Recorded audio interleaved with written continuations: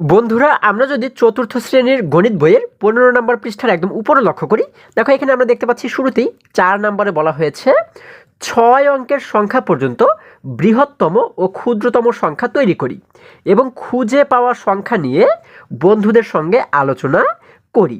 আচ্ছা, আমাদের কি বলা হয়েছে? 6 অঙ্কের সংখ্যা পর্যন্ত বৃহত্তম সংখ্যা ও ক্ষুদ্রতম সংখ্যা তৈরি করতে বলা হয়েছে, তাই না? এবং খুঁজে পাওয়া সংখ্যা নিয়ে বন্ধুদের সঙ্গে আলোচনা করতে বলা হয়েছে। আচ্ছা দেখো, যদি আমরা একটু নিচে লক্ষ্য করি, আমরা কিন্তু এই জায়গাতে একটি ছক দেখতে পাচ্ছি, তাই না? এখানে কিন্তু শুরুতেই বলা হয়েছে সংখ্যা, হ্যাঁ, এবং এখানে বলা হয়েছে বৃহত্তম সংখ্যা এবং একদম ডান পাশে বলা হয়েছে ক্ষুদ্রতম সংখ্যা, তাই না? আচ্ছা দেখো, এই সংখ্যার ছকে আমরা শুরুতে লক্ষ্য করলে দেখতে পাচ্ছি 1 অঙ্কের সংখ্যা। তার মানে প্রথমে আমরা 1 অঙ্কের বৃহত্তম সংখ্যা তৈরি করব এবং 1 অঙ্কের ক্ষুদ্রতম সংখ্যা তৈরি করব। তারপরে 2 অঙ্কের বৃহত্তম ক্ষুদ্রতম, 3 অঙ্কের বৃহত্তম ক্ষুদ্রতম, 4 অঙ্কের, 5 অঙ্কের, 6 অঙ্কের, এভাবে প্রত্যেকটি অঙ্কের বৃহত্তম সংখ্যা এবং ক্ষুদ্রতম সংখ্যা কিন্তু আমরা এই জায়গাতে তৈরি করব। ঠিক আছে? আচ্ছা, এটি কিন্তু একদমই সহজ। দেখো, আমরা জানি এই যে বৃহত্তম কথাটি বলা হয়েছে, বৃহত্তম মানে কি? বৃহৎ মানে কিন্তু বড়।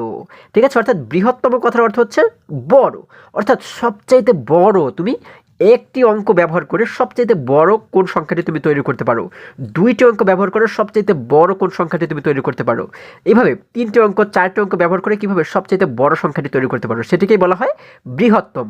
এবং এই পাশে বলা হয়েছে ক্ষুদ্রতম। ক্ষুদ্রতম মানে কি? ছোট। ঠিক আছে?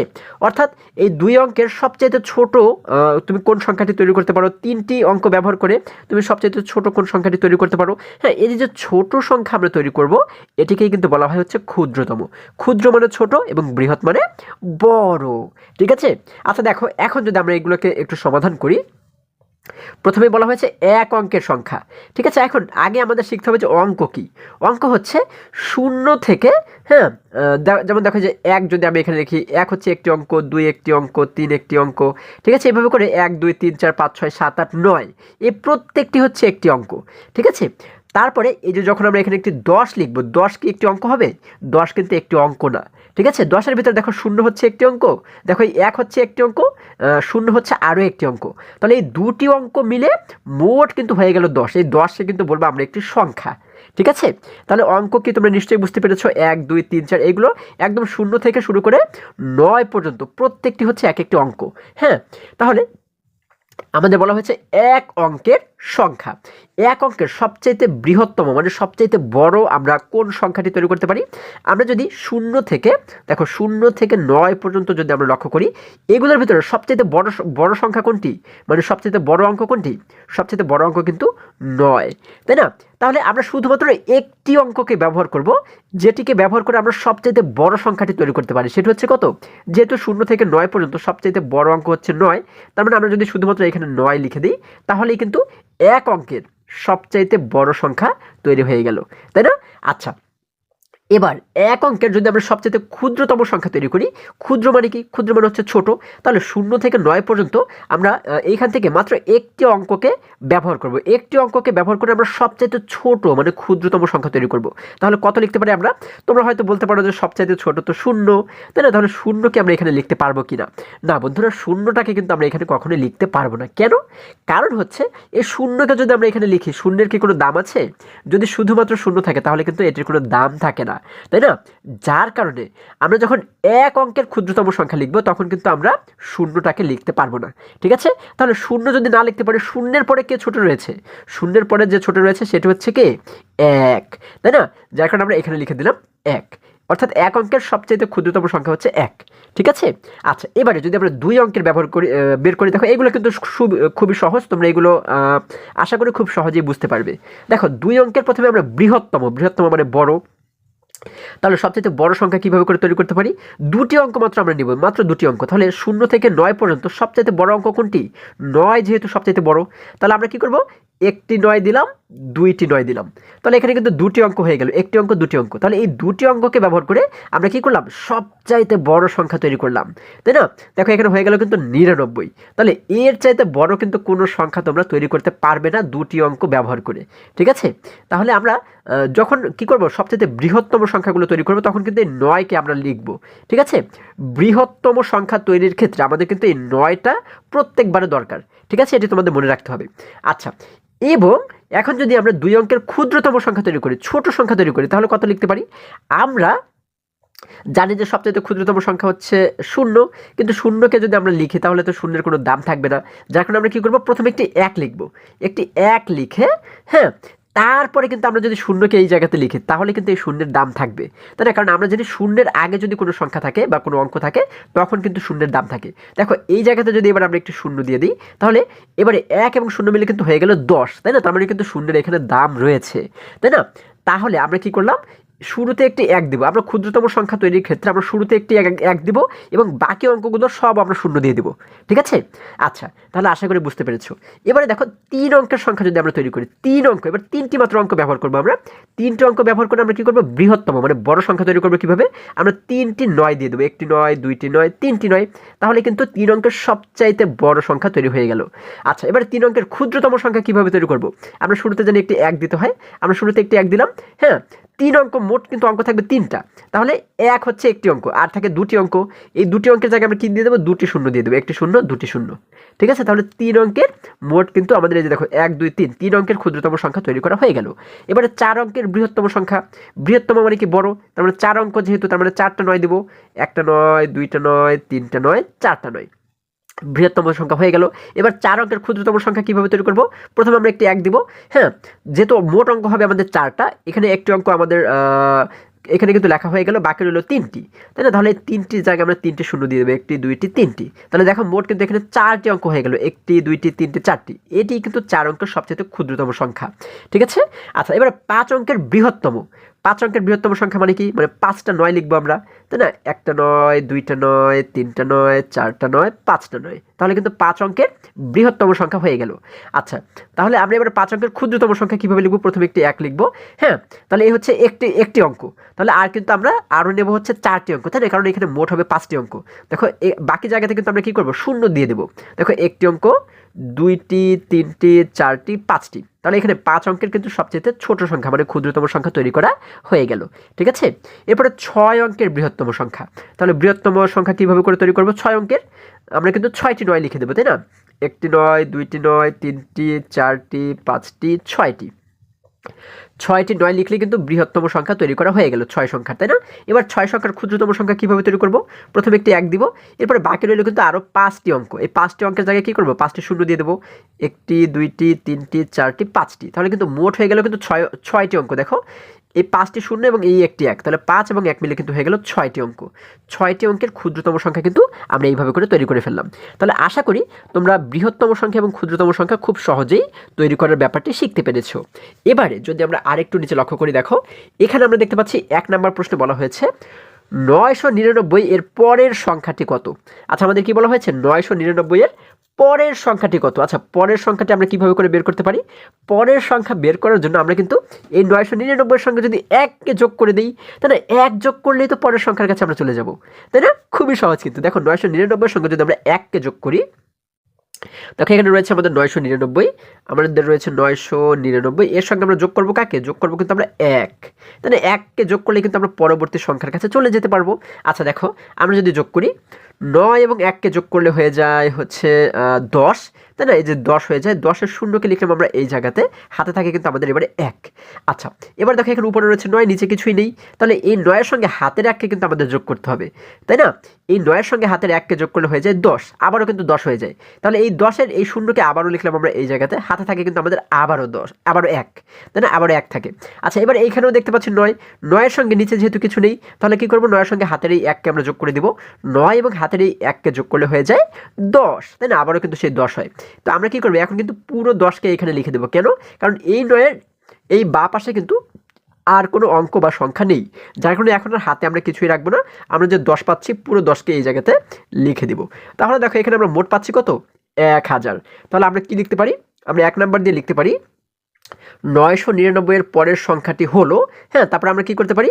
আমরা লিখতে পারি 999 যোগ 1 সমান সমান 1000। 999 যোগ 1 সমান 1000। তাহলে এটি হচ্ছে কি 999 এর পরের সংখ্যা। ঠিক আছে। আচ্ছা, তারপরে দেখো 2 নম্বর আমাদের বলা হয়েছে কি, এখানে বলা হয়েছে 10,000। 10,000 এর আগের সংখ্যাটি কত?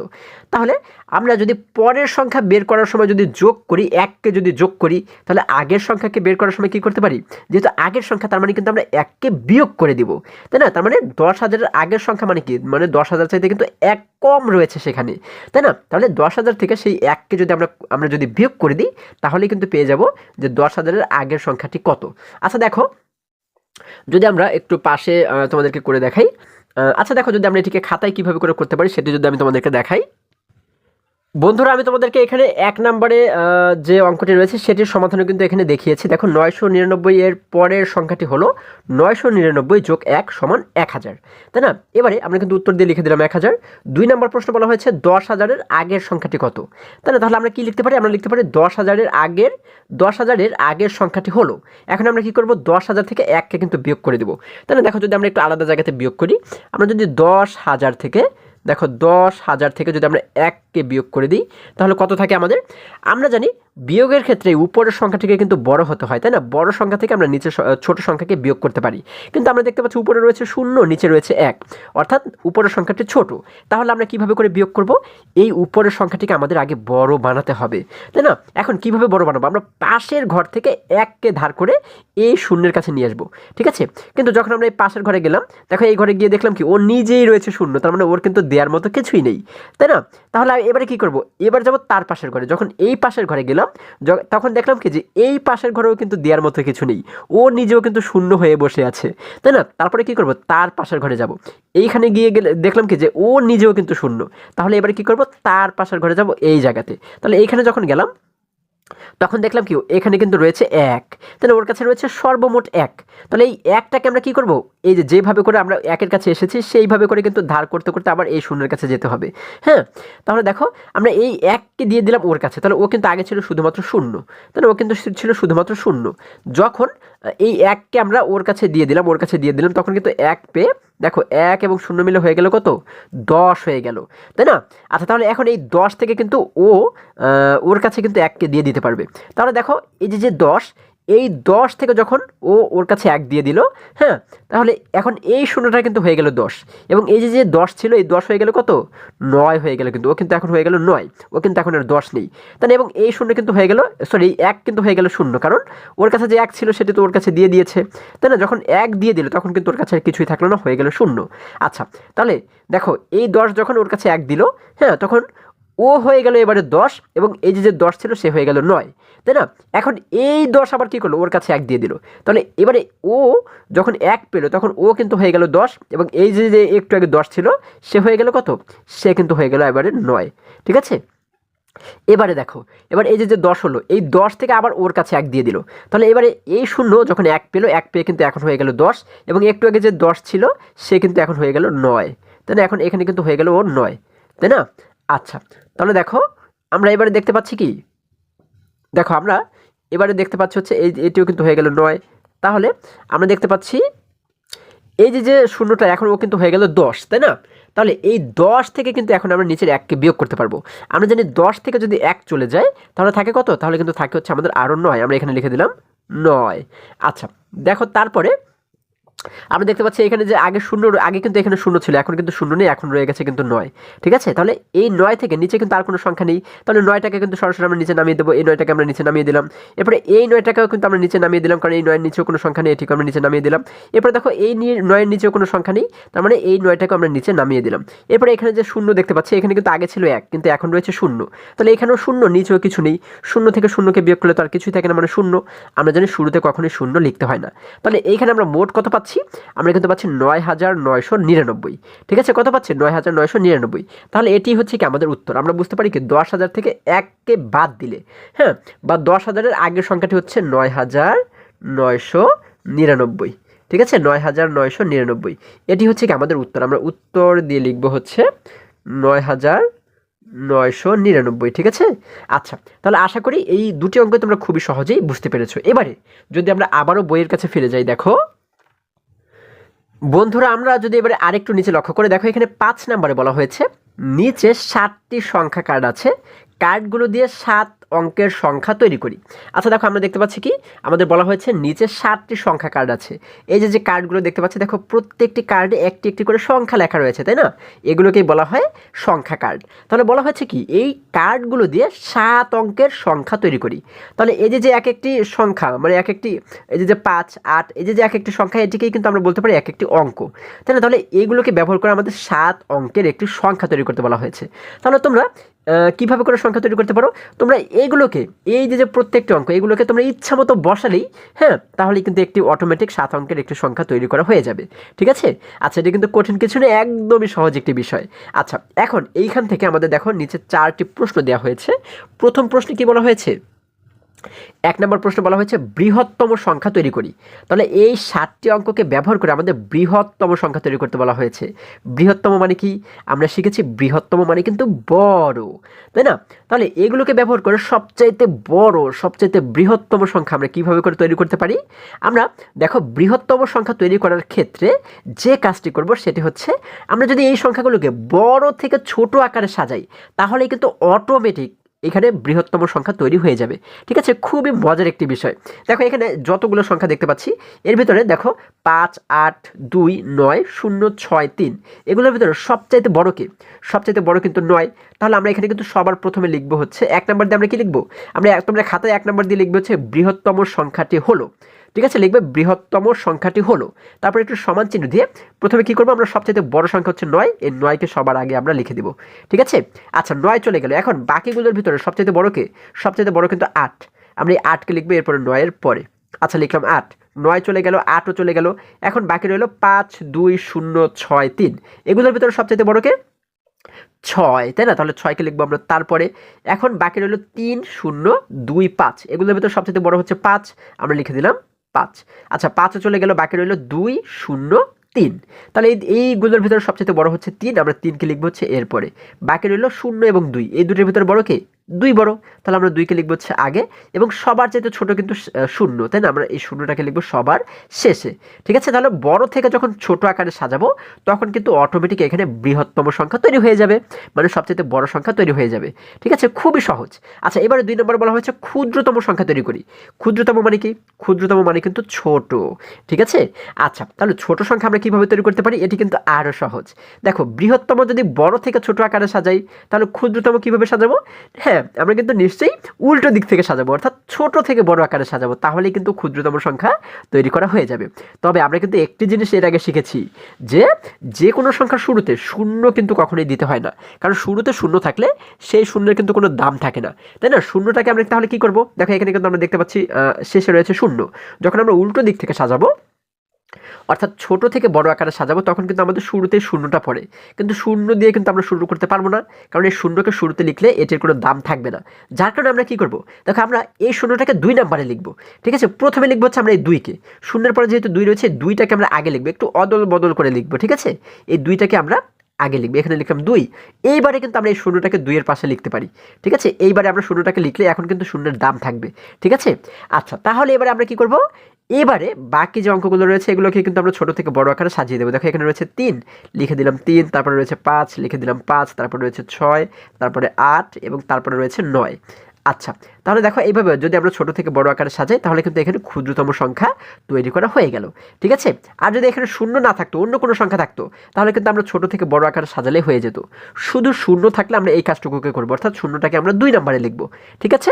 আচ্ছা এরপরে যদি আমরা 3 নম্বর প্রশ্নে লক্ষ্য করি, দেখো এখানে বলা হয়েছে বৃহত্তম বিজোড় সংখ্যা তৈরি করি।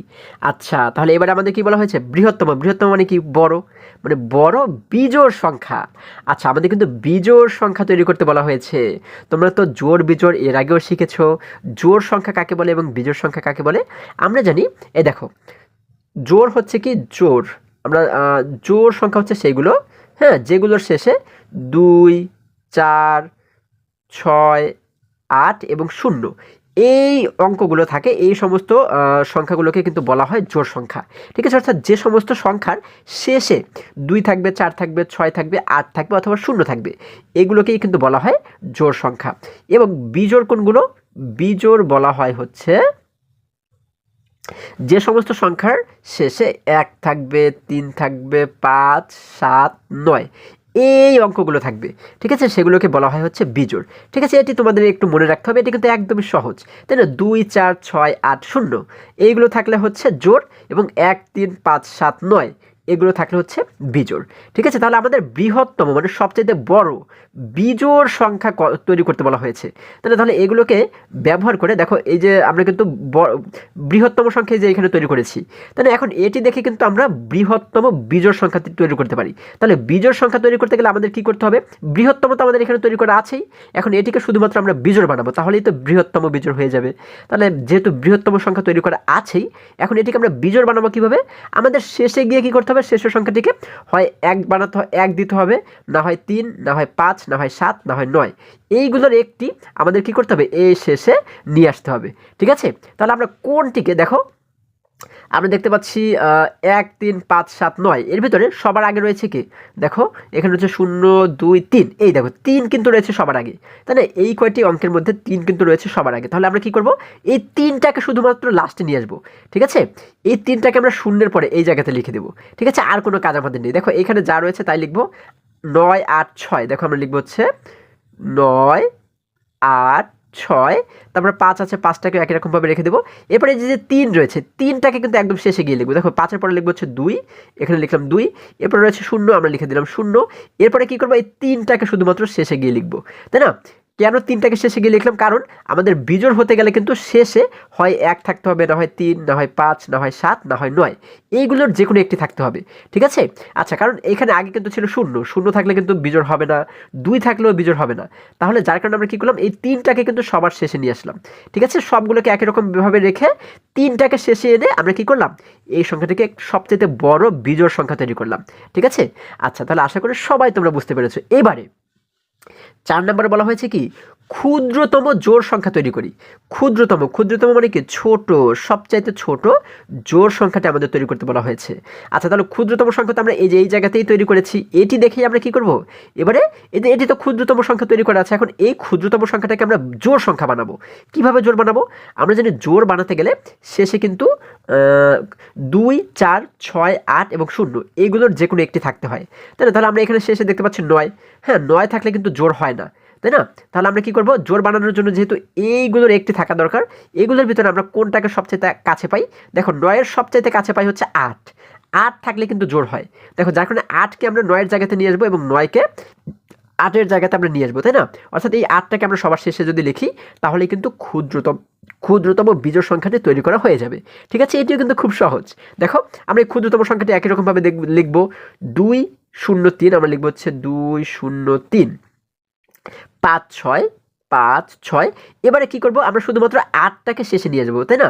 তাহলে এই 8টাকে যেহেতু শেষে লিখবো, তার আগে লিখবো হচ্ছে 9, এই 9টাকে আগে লিখে দিলাম এবং এই 8টাকে আমরা শেষে গিয়ে লিখে দিলাম। তাহলে কিন্তু এখানে ক্ষুদ্রতম জোড় সংখ্যা তৈরি করা হয়ে গেল। ঠিক আছে, তাহলে আশা করি সকলেই তোমরা খুবই সহজেই প্রত্যেকটি অঙ্ক তোমরা বুঝতে পেরেছো। এবারে যদি আমরা আরেকটু নিচে লক্ষ্য করি, দেখো এই জায়গাতে 6-এ আমাদেরকে কি বলা হয়েছে? 6 নম্বর বলা হচ্ছে সংখ্যা কার্ডের খেলা। আচ্ছা, একটি খেলার কথা বলা হয়েছে, ঠিক আছে? তাহলে তোমাদের এখানে দেখো বলা হয়েছে খেলাটি জোড়ায় বা দলে খেলা যাবে। আচ্ছা, তাহলে এই খেলাটি তোমরা কিন্তু নিজেরা দলে খেলতে পারো, জোড়ায় খেলতে পারো। প্রথমে 1 থেকে 9 পর্যন্ত মোট 9টি সংখ্যা কার্ড তৈরি করতে হবে। তোমাদের মোট 1 থেকে 9 পর্যন্ত লিখে এক একটি কার্ডে 9টি কার্ড তৈরি করতে হবে। হ্যাঁ, তারপরে বলা হয়েছে কি? খেলাটি জোড়ায় খেললে একজন 9টি কার্ড থেকে যে কোনো 3টি কার্ড নিয়ে বৃহত্তম সংখ্যা এবং ক্ষুদ্রতম সংখ্যা তৈরি করে খাতায় লিখবে। আচ্ছা, তাহলে যে 9টি কার্ড তোমরা তৈরি করেছো সেখান থেকে কি করবে? একজনের 3টি কার্ড নেবে, যে কোনো 3টি কার্ড নিয়ে, হ্যাঁ, সেই 3টি কার্ড ব্যবহার করে সবচাইতে বৃহত্তম সংখ্যা এবং ক্ষুদ্রতম সংখ্যা তৈরি করবে।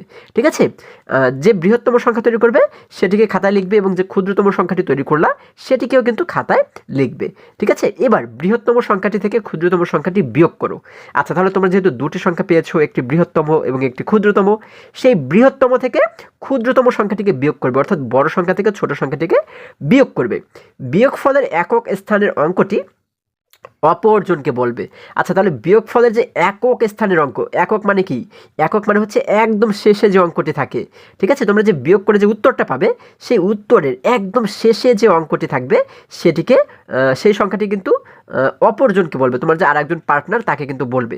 অপরজন একক স্থানের অঙ্কটি শুনে বাকি দুটি স্থানের অঙ্ক, হ্যাঁ, বা দশক ও শতক স্থানের না দেখে বলবে, ঠিক আছে? তাহলে তুমি যখন একক স্থানের অঙ্কটি তাকে বললা, তখন সে কী করবে? সে কিন্তু সেই একক স্থানের অঙ্কটি শুনে বাকি যে দুটি অঙ্ক, ঠিক আছে, অর্থাৎ দশক স্থান এবং শতক স্থান, হ্যাঁ, এই দুটি স্থানের অঙ্ক সে না দেখে কিন্তু বলবে, ঠিক আছে?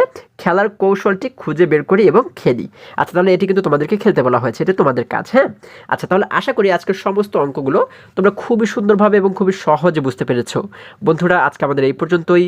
আবারও দেখা হবে পরবর্তী ভিডিওতে। আর হ্যাঁ, তোমরা যদি আমার চ্যানেলে নতুন হয়ে থাকো, তাহলে এখনই চ্যানেলটি সাবস্ক্রাইব করে পাশে থাকো, যেন আমার যে কোনো ভিডিও আপলোড করার সাথে সাথে খুব সহজেই তোমরা সেটি পেতে পারো। সকলে ভালো থাকো, সুস্থ সবল থাকো, এই কামনা করে শেষ করছি। ধন্যবাদ সকলকে।